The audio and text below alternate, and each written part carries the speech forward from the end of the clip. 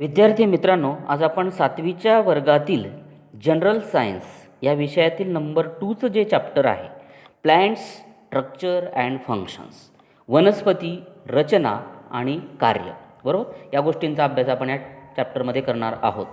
आता आपल्या सगळ्यांना माहिती आहे की वेगवेगळ्या वनस्पतींचे जे मुळं असतात, खोड असतात, पानं असतात, फुलं, फळं इत्यादी वेगवेगळ्या प्रकारची भाग तुम्हाला सगळ्यांना माहिती आहे वनस्पतींमध्ये. तर या विशेष गुणधर्माचा वापर करून आपण वनस्पती ओळखत असतो. ही वनस्पती कुठली आहे, तिचं नाव आपल्याला माहिती आहे. आता आपण एकेका गोष्टींचा अभ्यास त्या ठिकाणी करणार आहोत. ओके, तर त्याच्यातला पहिला जो टॉपिक आहे त्या ठिकाणी की रूट, त्याला आपण मूळ असं म्हणणार आहोत. तर त्या ठिकाणी तुम्ही समजा आता काचेच्या चंचुपात्रामध्ये वर्तमानपत्राचा एक बोळा ठेवायचा आणि पाणी शिंपडून बोळा ओलसर करा. काच आणि कागद यामध्ये भिजवलेले हरभरे किंवा मटकीचे दाणे ठेवा. आलं लक्षात? 2 ते 3 दिवसांनी बियांमध्ये होणाऱ्या बदलांची नोंद करायची तुम्ही. तर तुम्हाला त्या ठिकाणी बीच्या आतून, आता तुम्ही इथे डायग्रॅम पाहतायत, ओके, तर याच्यामध्ये बीच्या आतून जमिनीच्या दिशेने वाढणारा जो भाग असतो, ओके, त्याला म्हणतात radical. The part that grows from inside the seeds toward the soil. जमिनीच्या दिशेने जो भाग वाढतो त्याला काय म्हणतात? रॅडिकल्स असं म्हणतात. की बीच्या आतून जमिनीच्या दिशेने वाढणाऱ्या भागास रॅडिकल म्हणजे आदिमूळ असं म्हणतात. तर and the part grows above the soil is called as plumules. तर जमिनीच्या वरच्या दिशेने जो भाग वाढतो त्याला म्हणतात अंकुर. प्ल्युमुल्स म्हणजे त्याला आपण अंकुर असे म्हणतो.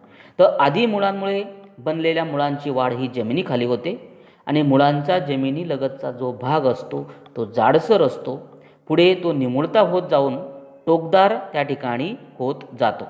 आणि अशा प्रकारे त्या ठिकाणी this part of the plant growing below the soil for support is called roots.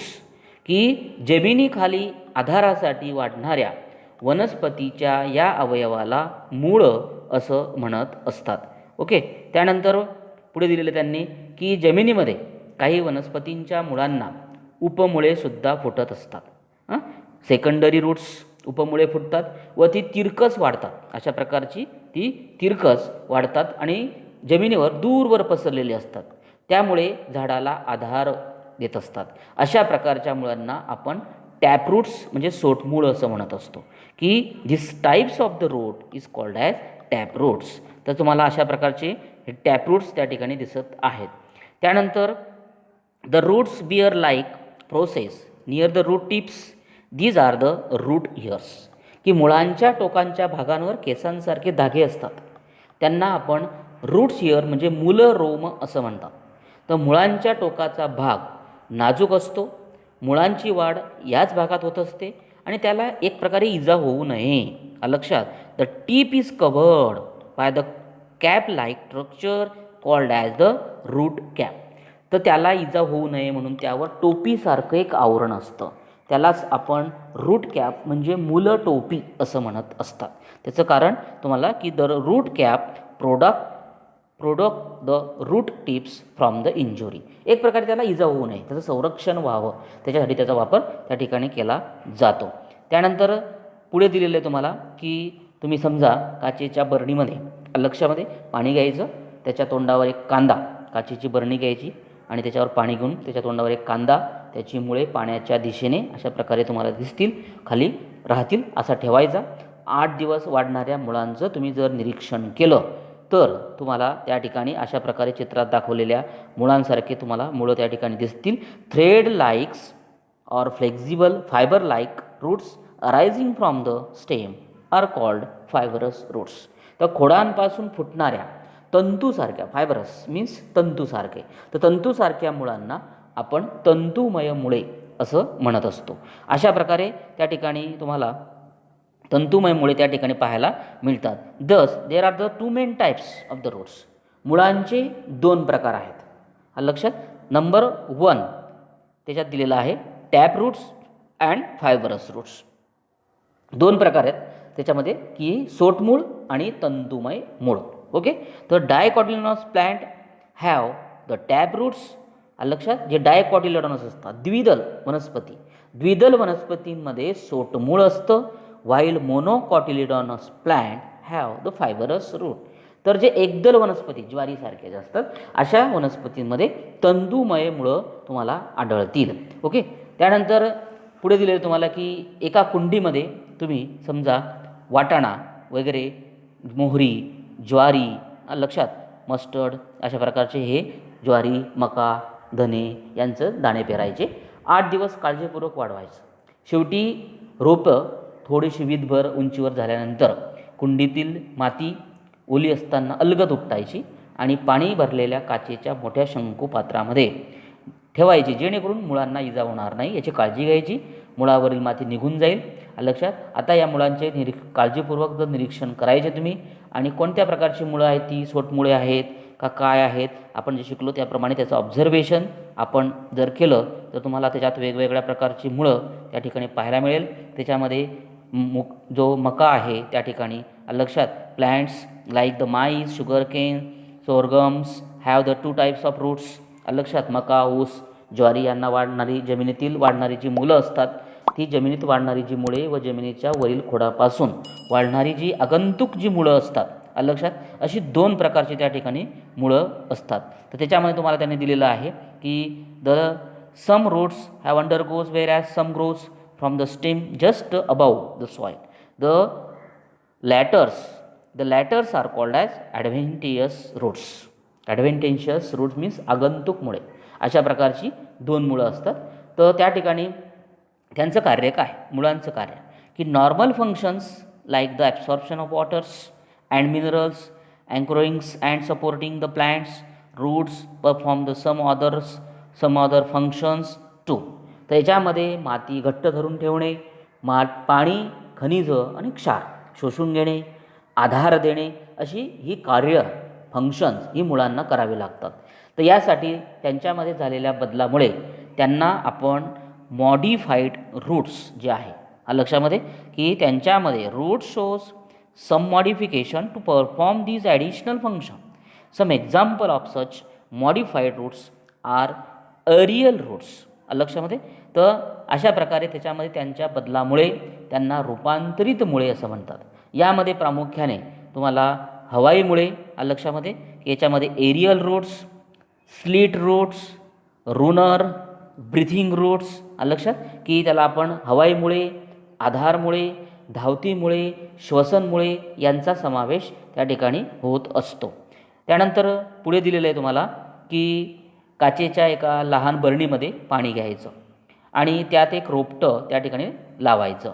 बरोबर. रोपट्याची मुळे पाण्यात बुडतील अशा प्रकारे ठेवायची. त्यानंतर पाण्याच्या पातळीची खूण करून घ्यायची. ओके. आणि आता त्यावर 5 मिली तेल टाकायचं वरतून आणि दुसऱ्या दिवशी पाण्याच्या पातळीची नोंद करायची. तेल टाकल्यामुळे काय घडतं हे तुम्हाला त्यावेळी दुसऱ्या दिवशी नोंद केल्यानंतर काय होतं हे त्याचं ऑब्झर्वेशन केल्यानंतर तुम्ही पाहू शकता. त्यानंतर आपल्याला या ठिकाणी दिलेलं आहे की वडाच्या खोडावर फुटलेली जी मुळे असतात ती जमिनीच्या दिशेने वाढतात. लक्षात. जमिनीच्या दिशेने अशा प्रकारे तुम्हाला वडाच्या याच्यावरती फुटलेली मुळं वाढताना दिसतात. त्यांना तुम्ही काय म्हणत असतात की आपण त्यांना ज्या ब्रँचेस असतात त्यांना आपण प्रॉप रूट्स म्हणतो. प्रॉप रूट्स त्याला पारंब्या म्हणतात. लक्षात. Roots emerging from the trunk and branches of banyan trees grows toward the soil. these roots are called as prop roots. त्यांना पारंब्या असं म्हणतात. तर या पारंब्याचा उपयोग त्यांना या वृक्षाला होत असतो. वटवृक्षाला सुरुवातीच्या काळात थोड्याच पारंब्या असतात. लक्षात. कालांतराने या पारंब्यांच्या संख्या वाढून त्यांचं जंगल एक प्रकारचं तयार होत असतं. तर कलकत्ता तुम्ही जर गेले समजा तर त्या ठिकाणी इंडियन बॉटॅनिकल जे गार्डन आहे, इंडियन बॉटॅनिकल गार्डनमध्ये जवळपास 250 वर्षाचे वडाचे झाड खूप मोठ्या परिसरामध्ये आजही तुम्हाला पसरलेलं दिसेल. या झाडाला जवळपास 1000 प्रॉप रूट्स जे आहेत, पारंब्या, जवळपास हजारो पारंब्या आहेत. लक्षात. तर असं झाड तुम्हाला इतकं जुनं झाड कुठे सापडणार आणि त्या ठिकाणी ते पाहायला मिळेल. त्यानंतरचा पुढचा भाग आहे स्टीम. त्याला आपण खोड असं म्हणतो. ओके. तर खोडाची डायग्रॅम तुम्ही पाहतायत. पार्ट्स ऑफ द स्टीम एकेकाचा आपण या ठिकाणी विचार करणार आहोत. तर त्या ठिकाणी तुम्हाला माहिती आहे की रुजणाऱ्या बीजांपासून जमिनीच्या वर वाढणाऱ्या अंकुरांपासून खोडाची जी वाढ आहे ती जमिनीच्या वर होते. जशा जशा प्रकारे अंकुर वाढत जातो, लक्षात की त्याच्यात तुम्हाला दिलेलं आहे की अंकुर जशा जशा प्रकारे वाढत जातो तसतशी झाडाची लांबीसुद्धा वाढते. तर खोडावरती पेरे जी असतात, leaves come outs at the nodes, लक्षात. तर खोडावर पेरे असतात आणि त्या ठिकाणी तुम्हाला दिलं आहे की the part of the stem live between the two nodes called as internodes, की ज्या ठिकाणी पेरं असतात तिथं पान फुटतात आणि खोडाच्या दोन पेरातील अंतराला तुम्ही इंटरनोड म्हणजे कांडे असं म्हणतात. त्यानंतर the tips or the apical end of the stem is called as the buds, की खोडाच्या अग्रभागाला एक प्रकारे मुकुल, बड म्हणजे काय, मुकुल असं म्हणतात, की अग्रभागाला येतो तो एक प्रकारे, त्याला आपण मुकुल असं म्हणत असतो. तर त्यानंतर तुम्ही अशा प्रकारे कुठल्याही वनस्पतीची एक फांदी घेऊन त्या ठिकाणी जे आहेत की इंटरनोड्स, लीफ, इंटरनोड्स, त्यानंतर नोड्स, बर्ड्स आणि ग्रोविंग द एंड यांचं तुम्ही ऑब्झर्वेशन त्या ठिकाणी करू शकतात. वेगवेगळ्या प्रकारच्या झाडांच्या फांद्या घेऊन त्यांचं ऑब्झर्वेशन तुम्ही करू शकतात. त्यानंतरचा पुढचा टॉपिक आहे लीफ, त्याला आपण पान म्हणतो, लीफ. आता या ठिकाणी पान तुम्ही पाहतायत, लक्षात, पानांचे वेगवेगळ्या भागांची आपण ओळख करणार आहोत. तर खोडाला पेराच्या जागी पानं असतात. Leaves grows from the nodes on the stem. Okay, सामान्यतः ती कशी असतात, लिव्ज ही जनरली थिन असतात, फ्लॅट असतात आणि ग्रीन. ओके, पातळ असतात, पसरट असतात आणि हिरव्या रंगाचे असतात. तर त्या ठिकाणी the broad spread out part of the leaf is called as leaf blade or lamina, की पसरट, पानाच्या पसरट भागाला पर्णपत्र म्हणजेच लीफ ब्लेड असं म्हणत असतात. And its edge is called as leaf margin, आणि पर्णपत्राचा जो कडा असते, लक्षात, पर्णपत्राची जी कडा असते, अशा प्रकारची ही जी कडा दिसते तुम्हाला, त्या कडेला पर्णधारा असं म्हणत असतात. ओके, अशा प्रकारची जी लीफ मार्जिन आहे, पर्णधारा, ते तुम्हाला दिसते आहे.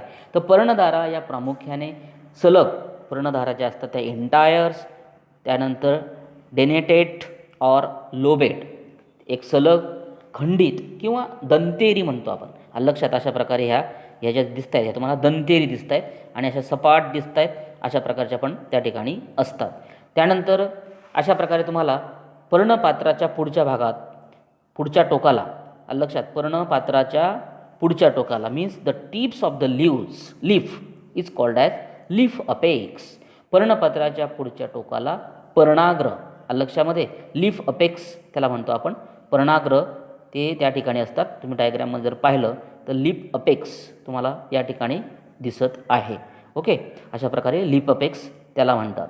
त्यानंतर पुढे दिलेलं आहे त्यांनी की यात मुख्यतः निमुळतं, टोकदार, लक्षात, पॉइंटेड्स, टॅपरिंग, पॉइंटेड और राउंडेड्स, निमुळतं, टोकदार व गोलाकार असे प्रकार त्या ठिकाणी असतात. काही वनस्पतींच्या leaves of some plant have the stalk called as petioles, की काही वनस्पतींच्या पानांना देठ असतात, लक्षात, तर काही वनस्पतीच्या पानांना देठ नसतात.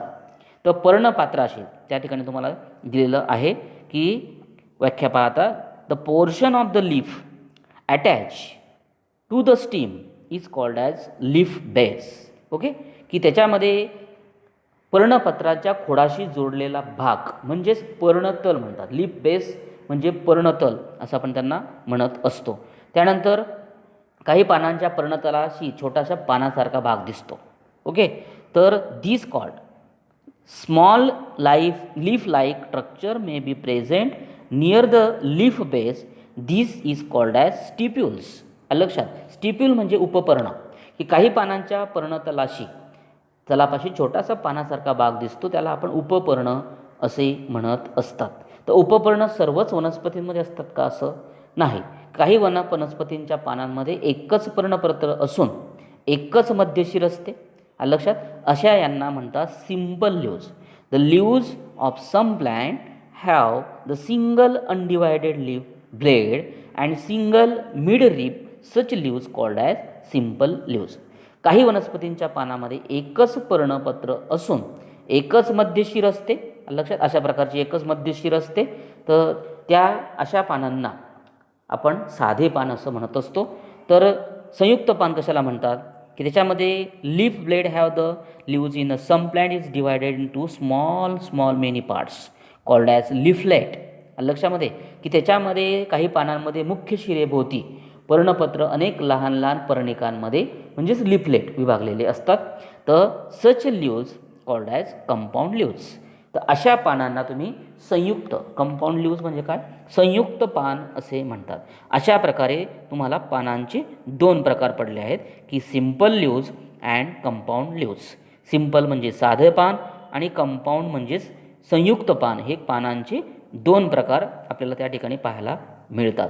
त्यानंतर पुढचा प्रकार तुम्हाला दिलेला आहे की तुम्ही वेगवेगळ्या गुलाब, कडुनिंब, कोथिंबीर, जास्वंद अशा वेगवेगळ्या यांची छोटीशी फांदी घेऊन तिचं ऑब्झर्वेशन करायचं. त्याच्यामध्ये तुम्हाला ऑब्झर्वेशन केल्यानंतर different plants arrange of leaves of the stem is different. प्रत्येक खोडावरील पानांच्या मांडणीनुसार तिची प्रामुख्याने वेगवेगळ्या प्रकारचे त्यांचे प्रकार पडतात. It may be alternate, opposite, word, spiral. तर त्याच्यामध्ये एकांतरित, आवर्ती, सम्मुख आणि स्पायरल म्हणजे वर्तुळाकार असे प्रकार तुम्हाला पाहायला मिळतात. तर त्याच्या याच्यानुसार अकॉर्डिंग टू द शेप आकारानुसार पर्णपत्रे प्रामुख्याने तुम्हाला लिव्ज जे ते लिव्ज आर राउंडेड्स, त्यानंतर पॅल्मेट आणि लँकोलेट अँड लिनियर. त्याला आपण गोलाकार, हस्ताकार, तरफदार आणि लंबाकार अशा प्रकारची त्या ठिकाणी आढळून येतात. ओके, अशा प्रकारे तुम्ही डायग्रॅममध्ये जर पाहिलं तर तुम्हाला हे अल्टरनेट, त्यानंतर त्या ठिकाणी डिस्क्वेट्स, अपोजिट्स आणि वर्ड्स वर्तुळाकार या ठिकाणी पाहायला मिळतात. त्यानंतर तुम्ही वेगवेगळ्या समजा पिंपळाचं पान, मक्याचं पान, दोन्ही पानांच्या पर्णपत्रांचं काळजीपूर्वक जर निरीक्षण केलं तर तुम्हाला त्या ठिकाणी अशा प्रकारचा फरक त्या ठिकाणी दिसेल. तर पिंपळाच्या पर्णपत्राच्या मधोमध एक जाड शीर असते, लक्षात सेम याच्यामध्ये. तर त्याला आपण शीर म्हणतो, मिड व्हेन्स म्हणतो आपण त्याला.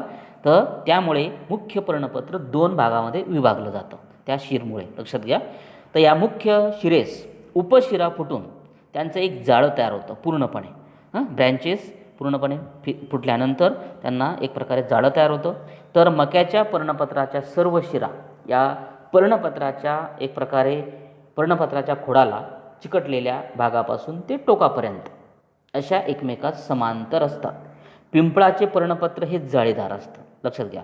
People leaf blade is a reticulate venations, ते जाळीदार शिराविन्यास असतो. तर maize leaf blade has a parallel venation. तर मक्याचे जे पर्णपत्र असतं ते समांतर शिराविन्यास असतो, जाळीदार आणि समांतर अशा प्रकारचे शिराविन्यास तुम्हाला त्या ठिकाणी पाहायला मिळतील. त्यानंतर पुढचा टॉपिक आहे आपल्याला, पुढचा टॉपिक पाहायचा आहे आता फ्लावर्स. त्याला आपण म्हणणार आहेत फुल. ओके, तर तुम्ही समजा आता याच्या प्रयोगासाठी एक जास्वंदीचं फूल घ्यायचं, उमललेलं फूल. ओके, आणि त्याचं जर तुम्ही ऑब्झर्वेशन केलं तर फुलाला लांब किंवा एक आखूड एक देठ असतो, लक्षात. कुठल्याही प्रकारचा flowers may have the long or short stalk called pedicels. Okay, त्याला आपण पेडिसल म्हणतो. की आखूड जो देठ असतो, देठाचं एक टोक खोडाला जोडलेलं असतं आणि त्यानंतर तुम्हाला दिलेलं आहे की the other ends of the pedicels is expanded and swollen. It is called as receptacles. की त्या ठिकाणी फूल ज्या ठिकाणी देठाला ज्या ठिकाणी देठाला येतं तो भाग सामान्यतः पसरट आणि फुगीर असतो. ओके, त्याला आपण एक प्रकारे पुष्पाधार असं म्हणतो. त्यानंतर फुलाच्या पाकळ्या आणि इतर भाग या पुष्पाधारावरती असतात. आता एकेका भागाची आपण ओळख करून घेणार आहोत की फुलाचे वेगवेगळे भाग कोणते, त्याची ओळख आपण करणार आहोत. त्याच्यामधला पहिला भाग जो पाहणारे आपण तो आहे कॅलिक्स. कॅलिक्स म्हणजे निदलपुंज, लक्षात. त्यानंतर त्याच्यामध्ये तुम्हाला आता निदलपुंज काही अवस्थेमध्ये पाकळ्या हिरव्या रंगाच्या पानांसारख्या भागाने झाकलेल्या असतात. ते जे आवरण असतं त्याला तुम्ही काय म्हणतात, कॅलिक्स. जे हिरव्यागार भागाने झाकलेलं असतं फुलाच्या त्याला तुम्ही एक प्रकारे कॅलिक्स असं म्हणणार आहात, निदलपुंज असं म्हणणार आहात. त्यानंतर नंबर 2 आहे कोरोला. त्याला आपण दलपुंज असं म्हणणार आहात, की दलपुंज पाकळ्यांनी बनलेला असतो. लक्षात ठेवा, दलपुंज is a colourful parts called petals. दलपुंज वेगवेगळ्या पाकळ्यांनी बनलेला असतो. वेगवेगळ्या फुलांचे दलपुंज, जसं गुलाब, मोगरा, शेवंती, जास्वंद, तगर, कणेर या फुलांच्या दलपुंजांचे आकार, त्यानंतर त्यांचा गंध, शेप, कलर, लक्षात, स्मेल अशा प्रकारे सगळे त्याच्यातून वेगवेगळे असतात. त्यानंतरचा तिसरा पार्ट आहे अँड्रोसियम. त्याला आपण पुमंग असं म्हणतो. तर त्याच्यामध्ये मेल रिप्रोडक्टिव्ह पार्ट आहे. लक्षात ठेवा की फुलाचा हा पुल्लिंगी भाग असतो अँड्रोसियम. त्यानंतर तो पुकेसराचा बनलेला असतो. लक्षात, इट कन्स्टेट स्टॅमेन म्हणजे पुकेसर. त्यात काय काय असतं, each stamen is made up of anther and filament. Anther म्हणजे परागकोश आणि फिलॅमेंट म्हणजे वृत्त, या दोघांचा तो बनलेला असतो. त्यानंतरचा पुढचा जो भाग आहे त्या ठिकाणी 4 नंबरचा फुलाचा भाग तो गायनोसियम. त्याला आपण जायांग म्हणतो. तर this is a female reproductive system, female reproductive part. तर फुलाचा हा स्त्रीलिंगी भाग आहे असून तो श्रीकेसराचा बनलेला असतो. लक्षात, इज कार्पेल. त्याला आपण म्हणतो श्रीकेसर, त्याचा बनलेला असतो. त्याच्यामध्ये काय काय येतं, तर carpel consist of stigma means Kukshi, त्यानंतर स्टाईल मीन्स कुक्षीवृत्त, आणि ओहरी म्हणजेच अंडाशय. या 3 भागांचा तो बनलेला असतो. अशा प्रकारे तुम्ही या फुलांमध्ये जर पाहिलं तर तुम्हाला फुलांचे वेगवेगळे भाग, vertical section of hibiscus flowers, याची डायग्राम इम्पॉर्टंट आहे. त्याच्यात वेगवेगळ्या भागांना तुम्हाला नावं दिलेली आहेत, ती लक्षात ठेवावी लागेल. ओके, मग अशा प्रकारे तुम्ही समजा एक प्रयोग जर केला की एक चांगलं ब्लेड घ्यायचं. ओके, आणि ब्लेड घेतल्यानंतर फुलाच्या कुक्षीपासून देठापर्यंत उभा छेद त्या ठिकाणी घ्यायचा. या 2 भागांपैकी प्रत्येक भागामध्ये सारखीच रचना तुम्हाला दिसेल. परागकोश पक्व झाल्यावर तो फुटतो आणि त्यातील परागकण हे कुक्षीवर जाऊन पडतात. त्यालाच तुम्ही काय म्हणतात, pollination. After the maturity anther burst and the pollen grain which are release fall on the stigma. This process is called as pollination. तर ही जी क्रिया आहे त्याला परागीभवन असे म्हणतात. तर परागीभवनापासून पुढे अंडाशयातील बीजांडाचं फलन होऊन त्याचं रूपांतर बीजामध्ये होतं, तर अंडाशयाचं रूपांतर कशामध्ये होतं, फळामध्ये होत असतं. ओके, अशा प्रकारे फुलाचे 4 भागांची आपण सविस्तर माहिती घेतलेली आहे. त्यानंतरचा पुढचा टॉपिक आहे फ्रूट्स. फ्रूट्स म्हणजे काय, फळं. आता आपण दैनंदिन जीवनामध्ये वेगवेगळ्या प्रकारची फळं वापरतो, पाहतो. प्रत्येक फळ एक वैशिष्ट्यपूर्ण असतं. त्याच्यात त्याचा शेप, कलर, टेस्ट जी असते, रंग, आकार, चव, याच्यामध्ये विविधता असते. तुम्ही आंब्याची कोय, एकच कोय असते. फणसामध्ये असंख्य गर असतात, बिया असतात. लक्षात. त्यानंतर बोर, आंबा, चिकू, सफरचंद अशा फळांची जर तुम्ही निरीक्षणं केली तर त्यांची जी कवचं, गर, बियांची रचना, बियांची संख्या, लक्षात, यात तुम्हाला विविधता दिसेल. काहींमध्ये एकच बीज असतं, काहींमध्ये अनेक बिया असतात. तर जे काजू तुम्हाला माहिती असेल, काजूसारख्या काही फळांमध्ये बी थोडंसं बाहेरच्या बाजूनं आलेलं असतं. तुम्ही काजूचं जर पाहिलं तर तुम्हाला ते जे बीज आहे ते थोडंसं बाहेर आलेलं दिसतं. त्यानंतर शेंगदाणे, लक्षात की शेंगदाणे आहे, वाटाणा आहे, गहू आहेत, ज्वारी ज्या आहेत, यांच्या जर बियांचं तुम्ही ऑब्झर्वेशन केलं तर, किंवा ह्या बिया जर तुम्ही 3 ते 4 तास पाण्यात जर भिजवल्या आणि चिमटीने बी दाबायचं, तर कोणत्या बीचे 2 समान भाग होतात, which seeds get divide in the 2 equal parts. लक्षात, शेंगदाणा, वाटाणा, गहू, ज्वारी. ओके, तर तुम्हाला त्या ठिकाणी ज्याचे 2 भाग होतात तुम्हाला दिलं की seeds which get divided into 2 equal parts called as dicotyledonous seeds, की ज्याचे 2 समान भाग होतात त्यांना द्विदल बी असं म्हणत असतात. भुईमुग आहे, भुईमुग भिजवल्यानंतर पाण्यात टाकल्यानंतर तुम्ही त्याला दाबलं की लगेच त्याचे बरोबर 2 भाग होतील. वाटाणा आहे, हे झाले तुमचे एक प्रकारे डायकॉटिलिडॉनस प्लॅन्ट. आणि पुढे दिलेलं आहे की seeds which do not divide into the 2 equal parts called as monocotyledonous plant, monocotyledonous seeds, की ज्याचे दोन समान भाग होत नाहीत त्यांना एकदल बी असं म्हणतात. ज्वारी तुम्हाला माहिती आहे, लक्षात, गहू माहिती आहे, यांचे बरोबर दोन भाग होणार नाहीत. अशा प्रकारच्या यांना म्हणतात मोनोकॉटिलिडोनस, म्हणजे एकदल बी असं आपण त्यांना म्हणत असतो. मित्रांनो, व्हिडिओ आवडल्यास लाईक करा, शेअर करा, सबस्क्राईब करा. थँक्यू मित्रांनो.